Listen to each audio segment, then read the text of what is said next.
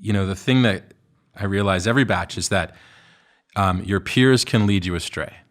I think that it's so common in high school that doing the thing that your peers are doing is helpful.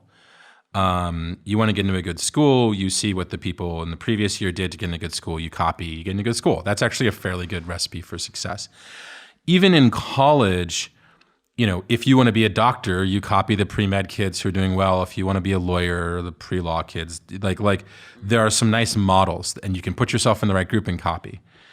The problem with startups is that almost every startup fails. So Y Combinator, while full of all these really smart, really talented folks, people who you would want to be your peers, the reality is when you look around, almost all of their startups are going to die. And it creates this unique challenge of if you are the average output of the people in that room, you die. And I think this is very confusing because it's extremely a new experience, especially for a younger founder. I think that sometimes, depending on what career you have, if you're an older founder, you've been in an environment like that. But as a younger founder, it's really weird. And younger founders tend to reject that. They don't like that. And so they end up trying to compete with people around them. Who's got the biggest market size? Which is crazy, right? Like, oh, so-and-so's got a $20 billion market. Should we change our numbers to make it bigger? It's like, wow, it's the craziest question I've ever heard. Like, you're working in this market, they're working in this market. Or so-and-so graph is growing, we have to grow faster. Or so-and-so raised this much money at this valuation, that means they're gonna be more successful. We have to raise at a higher valuation. They're basically trying to create all of these small local competitions with their peers to match up and show that they're better than their peers, which is funny because almost none of those things are enough to be successful.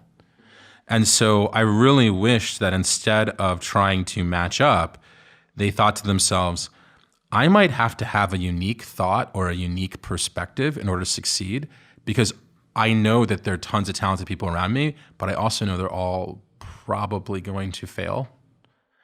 And so what am I going to think about or do differently? How am I going to make a different plan?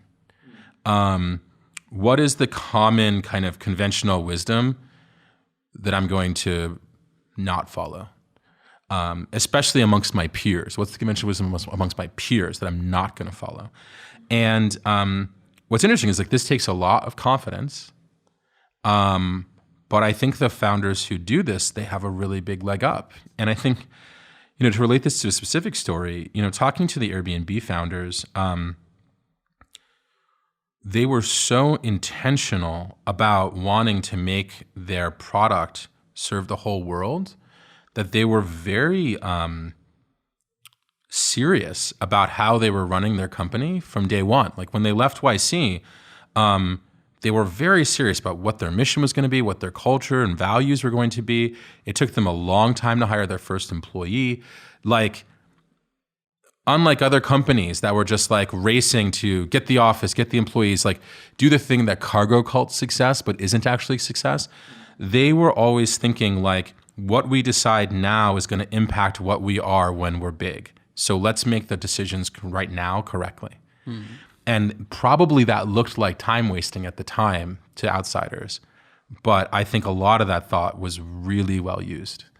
And so I really wish I could inspire more of the younger founders and some of the older ones too, to kind of ignore their peers, play in their own game, have some original thoughts. And almost when you hear a conventional wisdom amongst your peers, question it first before rolling with it.